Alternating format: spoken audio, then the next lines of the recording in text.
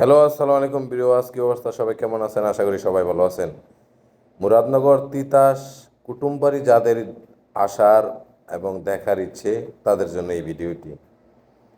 আজকে রাত্রে আমি আর আমার বন্ধু সোহাগ মিলে চলে গেলাম কুটুমবাড়িতে, তিতাস কুটুমবাড়ি যেটাকে বলা হয়। তো এখানে গিয়ে মোটামুটি আমি জীবনের প্রথম গেলাম ওই জায়গায়। দেখে মোটামুটি অবাক। খুব সুন্দর রমণীয় দৃশ্য।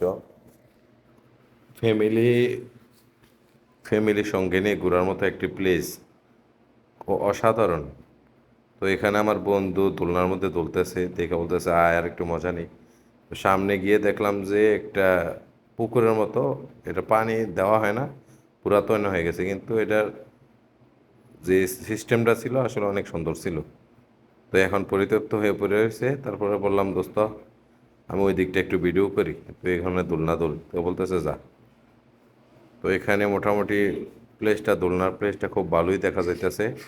এখান থেকে একটু সামনের দিকে গেলাম, গিয়ে দেখি যে ও অসাধারণ একটি ব্রিজ, কাঠের ব্রিজ। তবে ব্রিজটিতে ওঠার মতো আমার মনের মধ্যে কেন জানি সাহস হচ্ছিল না। কেন জানি মনে হইতেছিল এটা বাচ্চাদের জন্য বানানো। তাই আর সময় নষ্ট না করে বেরিয়ে পড়লাম আবার। যতই সামনে যাচ্ছি ততই ভালো লাগছে, যতই দেখছি ততই সুন্দর লাগছে।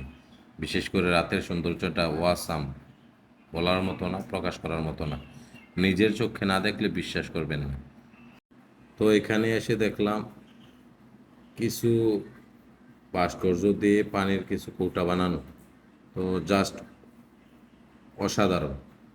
তো পরিশেষে একটাই কথাই বলবো, যারা মুরাদনগরের আশেপাশে আছেন, মুরাদনগর থানার মধ্যে আছেন, তারা ফ্যামিলি নিয়ে ঘোরার মতো জায়গা পাচ্ছেন না, তো আমার কাছ থেকে একটা সলিউশন থাকবে, আপনারা এখানে আসতে পারেন এবং এই জায়গাটা একবার হলো দেখতে পারেন। আশা করি আপনাদের কাছে ভালো লাগবে। ওকে ভাই, ধন্যবাদ। আসসালামু আলাইকুম।